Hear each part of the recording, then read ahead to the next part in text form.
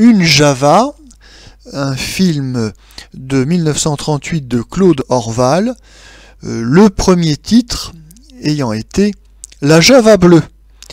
Il s'agit ici d'un remake d'un film de Jean de Cise, Une Java, de 1927.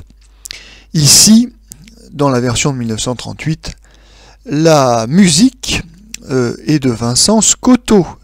Détail important puisque dans ce film il y a la célèbre chanson La Java bleue, interprétée par la grande artiste de cabaret Fréhel, avec dans les rôles principaux donc Fréhel qui fait une courte apparition pour la chanson, Mireille Perret, Mila Parelli, Berval, Emos, Pierre Stéphane, Georges Paulet.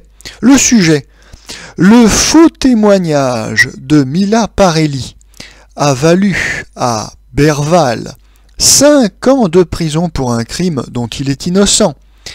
Berval s'évade cependant et recherche la coupable et son amant. Dans un bal musette, il rencontre une danseuse de music-hall, Mireille Perret, qu'il est amené à protéger. Enfin réhabilité, il gagne le cœur de la divette.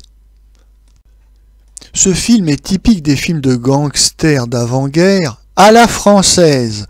Oui, on est loin des films de gangsters hollywoodiens de la même époque que François Vineuil appréciait. C'était des films certes un peu violents, mais qui avaient un certain réalisme, un scénario minimaliste. C'était des films assez virils, simples, mais prenants et sans temps mort. Bon, là, ici, ça n'est pas du tout le sujet.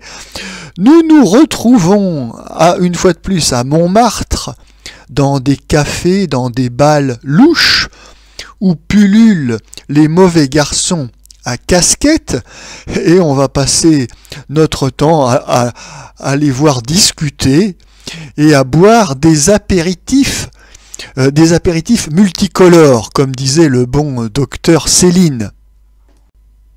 Alcoolisme et bavardage, donc. Oui, on va reprendre une intrigue très conventionnelle et rabâchée dans les films de gangsters à la française. Nous avons une femme de qualité, une vedette de music-hall interprétée par Mireille Perret, qui est fascinée par le mauvais garçon Berval. Berval qui est très bien dans les rôles de bandits sympathiques.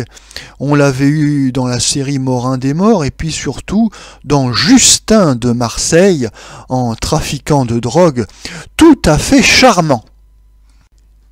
S'agissant d'un film populaire qui a une grande ambition commerciale, nous avons recours ici donc à ce poncif de la femme fascinée par le voyou. Alors je ne sais pas si c'est un fantasme avéré, mais en tout cas on y a souvent recours dans les films de bandits.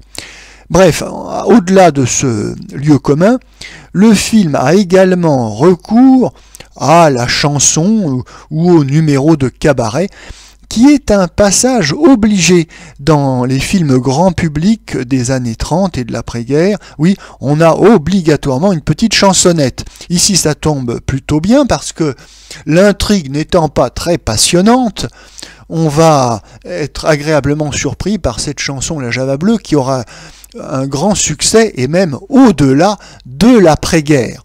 Chanson interprétée par la grande chanteuse de cabaret Fréhel.